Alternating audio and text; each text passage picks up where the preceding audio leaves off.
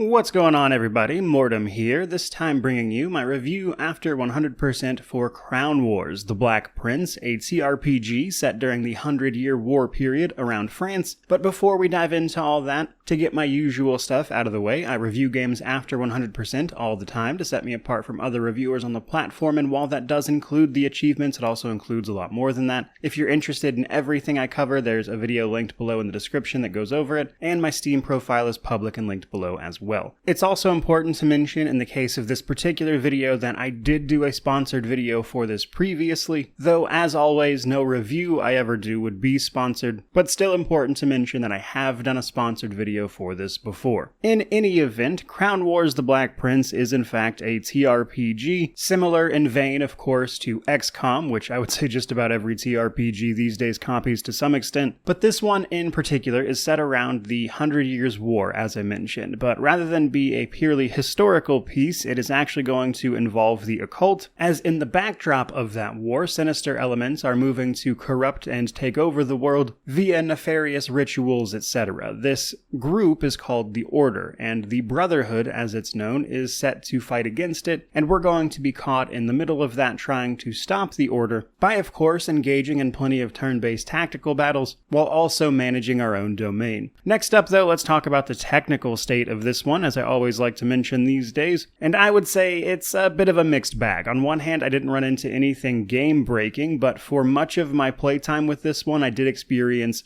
a fair few crashes, one roughly every couple of hours, though seemingly along the way a driver update managed to fix that, so it kind of just stopped about halfway through my playthrough. But seeing how I have checked out other reviews of this game since its release on the 23rd, other people have mentioned issues with crashing as well, so definitely something to keep in mind for this title. But beyond just the crashes, there were a few other things I encountered as well, such as occasionally the game would just get stuck on the enemy's turn, that is to say, their turn would just never end because none of the enemies would move or do anything, which is interesting because a lot of TRPGs these days actually institute a sort of hard timer in the background for enemy turns, where basically if something like this happens, eventually the game will just force switch the turn back to you. And I thought it was interesting because this is the first game in a while where I've run into a problem like that. But in general as well, another thing I want to mention is that this game does not seem to be terribly well optimized, let's say, meaning that for whatever reason, this game really seems to hog resources on your machine, which, while for somebody like myself who's using a 4090 and top-end hardware isn't a huge deal, for lower-end PCs I imagine this would be an extreme problem, and on the Steam Deck it is also a pretty big issue. So technically speaking for this game, there's a bit of work to be done, to be sure. Next up, though, let's talk difficulty. So when you fire this game up and go to start a campaign, you're going to have 3 different difficulty modes to choose from. After messing around with these a little bit, I would say the main thing that changes is the amount of resources you're going to be gaining from each mission that you do, and you're going to spend those resources on upgrading the various parts of your domain. So on normal and barren, you get much less resources than you would on, say, Squire. Now, you can change the difficulty within the campaign itself, so this isn't like a hard decision you need to make, but it's important to mention that, like, combat-wise, not really much changes. It's simply how many resources you have access to, and thus the upgrades you are able to acquire when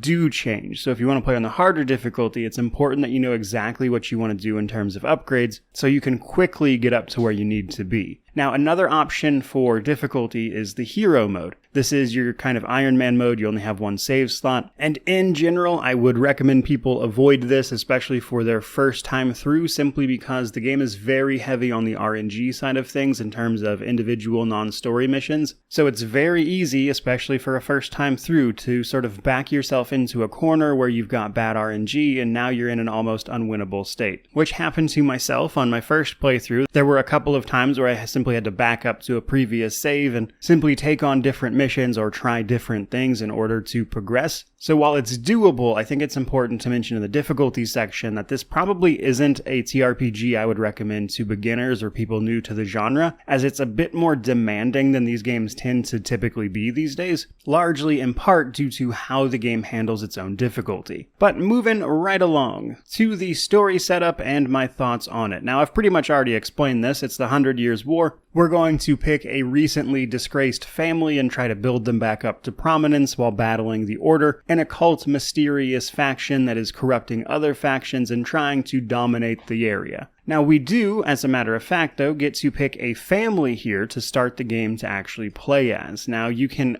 personally customize their banner, so that's not really much of a decision there, but probably the most important thing to note here is simply that the starting bonuses each of these family options give you. You'll start with certain upgrades for a very particular playstyle that leans into one of the classes typically, such as an alchemist or the beastmaster. And while each of these families technically does get like a unique mission that showcases a specific thing to them, it's relatively minor and doesn't impact the game much. So I would say the starting bonuses are much more of note when you pick your starting family. Especially since, as I mentioned, on higher difficulties, the resources that you get are important. So these starting upgrades are more impactful than they might initially sound. Now, beyond that, the story takes place over a few different set missions that you'll play through over the course of the game, so whereas a lot of the missions are simply RNG based and have different mission types associated with them, there are several main story missions for each chapter that are very set in stone. There's nothing RNG about them, you face very specific enemies such as boss fights, etc. So the story itself is fairly linear in that way, which is pretty much what you'd expect from a game like this. Overall though, I would say the story was fine. In particular, I think some of the voice acting is far from good. In fact, it bordered on so bad it was kind of funny. At least in a few cases. For the most part, a lot of the voice acting is fine to okay, but there are certain moments where an individual voice acted piece just sounds very silly. But nonetheless, the game itself is voice acted. Beyond just that though, the story was decent enough. I thought the occult elements were kind of neat, and it's serviceable for what it is. In general though, this particular genre of game isn't heavy on its story, so no real surprises there. From there though, let's talk progression systems. In particular, I want to talk about the domain that we're going to be managing in between missions, as this forms the backbone of our progression systems. So basically, every single mission that we successfully complete is going to give us resources upon completion. We're going to spend those resources on upgrading our domain, which comes in the form of a bunch of different buildings. Now, right in Act 1, you have to clear the first few missions to build your initial buildings before you can start doing much with them. Each individual building can be upgraded on its own, and upgrading all of the buildings will then upgrade your overall domain. Upgrading your overall domain to various levels increases the number of people you can have in a squad, and how many squads you can have active or participating in missions at one time. Now, on an individual basis, we have the barracks. This is going to house, of course, our mini troops. I believe there's a hard limit of like 50 total, but based on the level of your barracks, you can have more and more troops with you.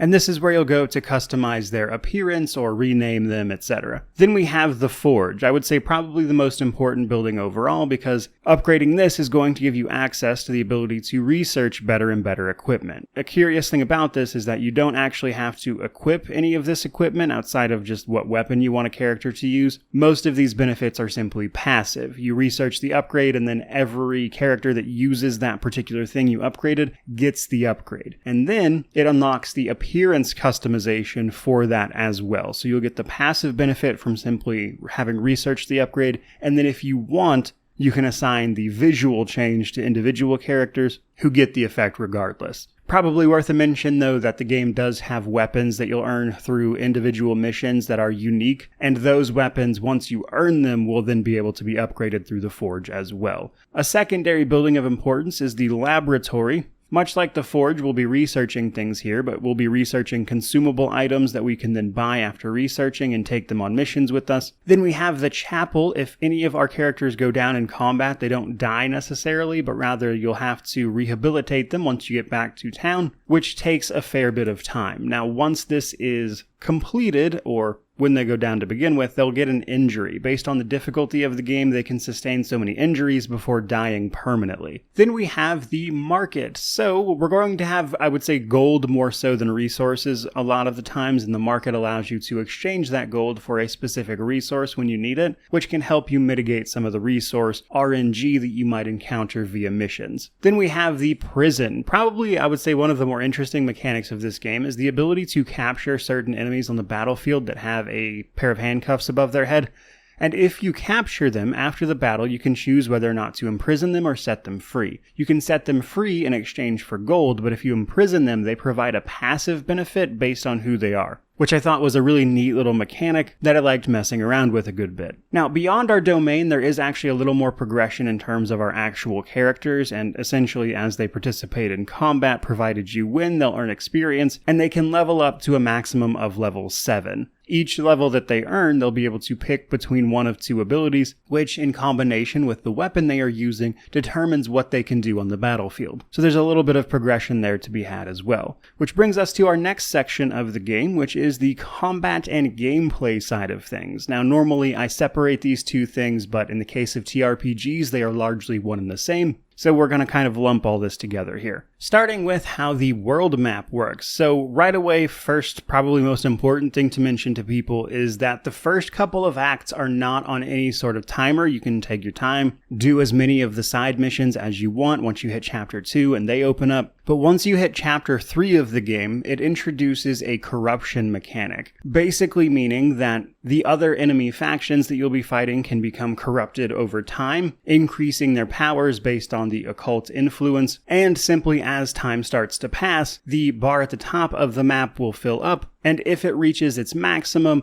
you lose, which is the game's sort of main fail state and one of the main things you're working against, and why the game, in combination with how it handles difficulty, can be quite challenging for some people. Now, not all is lost. You can, with careful planning, manage this corruption mechanic, of course, because as enemy factions get corrupted, you can target their base on the world map and choose to go purge the corruption there, which will reduce the levels of their corruption and the bonuses to their troops that came with it, but it will also reduce the corruption meter overall. Every time I purged a faction, it seemed to reset this bar completely. But then there are also sort of red side missions where the occult is involved in that mission. And if you go successfully complete those missions, you'll reduce the corruption gauge. If you look at the gauge, there are actually 2 shades of red on it, and the darker red color seems to be a temporary progress that they've made, and completing a mission against the Order will simply reduce the corruption bar back to the lighter shade. So there's some things to know about that. Now, from there, however, based on the overall state of our domain and how many characters we have in place, we'll be able to send out squads to handle individual RNG missions. Missions on the map basically come in 2 forms. Set story missions that are always going to be available for you to do, and then the randomly generated side missions. These missions are going to pop in and out. They're available for so many days before they go away, and you'll be sending squads out to deal with all of this. Now, for the temporary missions, once you send a squad to go do it, the availability of that mission sort of freezes, so even if there's only 1 day left, if you send a squad,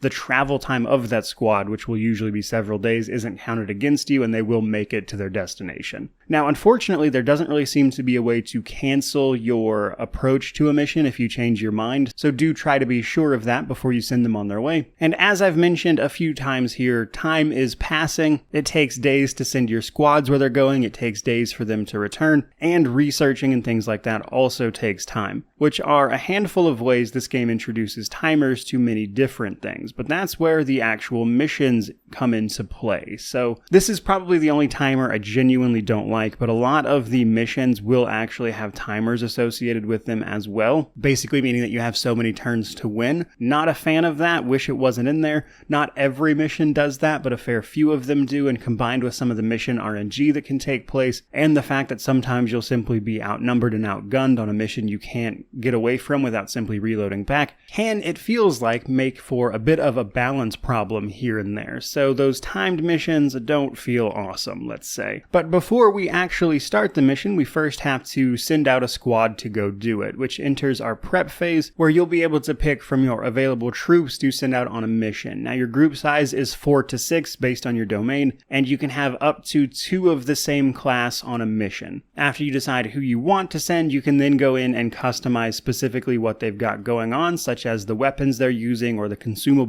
they have attached before sending them on their way. Now, once you get into the mission, is when it becomes our turn-based tactical system. So this game uses what I like to call team turn-based tactics. That is to say, your entire team will go and then the enemy's entire team will go, and back and forth. And on each turn, your characters will have a move point and 2 actions that they can take. So basically, they'll be able to move with their move action no matter what, and then they can spend their 2 extra actions to move even farther if they so choose, or they can of course take an attack action or some other support action. And rather unfortunately, there's not really any way to influence the amount of actions your team has. I think one way they could have made the combat more interesting here is have an ability or two that gives you extra action points, which I think would help a great deal in overcoming some of the very often simple number advantages that the enemies will have over you. Many times they are going to outnumber you by a lot, and having a way to sort of swing the action economy in your favor would have done a lot for this game. But unfortunately, it's not really there right now. Now, what you can actually do with those actions comes down to the class of the character you are in control of and the weapon they have equipped. Now, I already mentioned class abilities as they level up, which is some of the abilities that they will have access to. The rest of them come from their weapon and their affinity for it. Most classes have the choice between a few different weapon types, and as they complete missions with that weapon, they'll grow more and more used to it, which will give them access to other abilities for that weapon as well.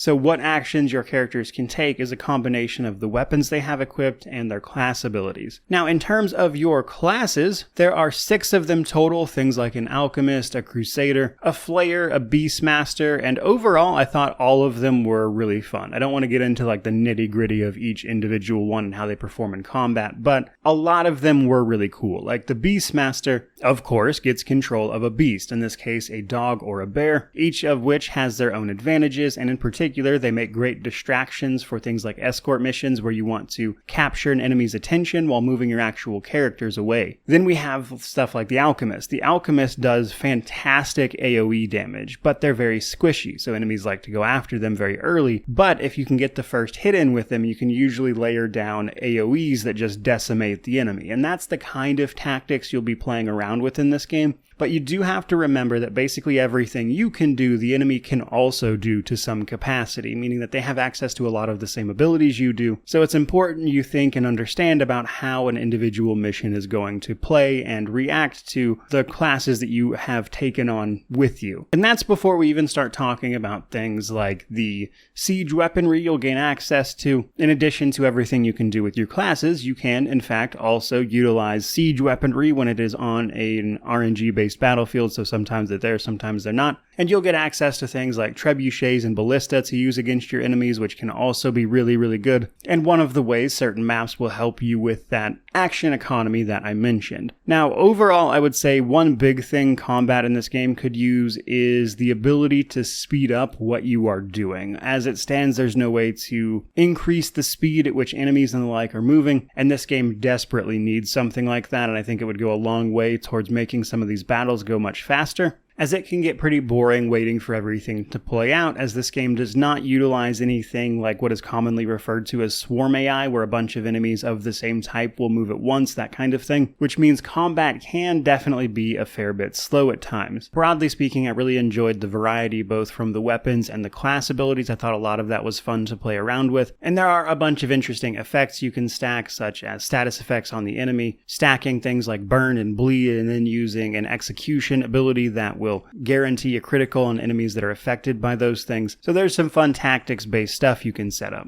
The flip side of this is the enemies and what they're doing. So as the game progresses, they will get stronger and stronger over time, and they seem to outpace you pretty quickly if you are not quick on upgrading your barracks and your forge and everything and making sure you're on top of that progression curve, which means how you upgrade the domain and how efficient you are at doing so is very important, because otherwise enemies can quickly outpace you, and given that you're generally outnumbered on most missions, it can make for a pretty rough time. Especially since enemies seem to be able to get a lot more health and much better access to armor than you do. HP-wise, they tended to have at least like 20 to 30% more health than I did after a certain point, and what's more, they seem to make better use of the armor mechanic. Basically, every character has an armor value. These are these tiny gray blips underneath each health bar, and each one of those blips represents a 10% damage reduction, which means you have to find a way to bypass it. Things like a mace can destroy armor. There are things like a crossbow that simply ignore armor. And for a couple of enemies here and there, it's not so bad to deal with, but oftentimes a lot of enemies in the late game just have ridiculous armor values of like 4 or 5 that are effectively reducing your damage by like half, and then that unit will have like 80 health, which means even hitting them with like every single character you've got won't be enough to kill a single member of the opposite team, which already outnumbers you, which I highlight because basically times like that, it's possible if you did not upgrade your domain effectively, or you simply got a bad RNG side mission, or the corruption mechanics were particularly bad, that you're going to run into a very big headache. And that happens on pretty much any difficulty you play on.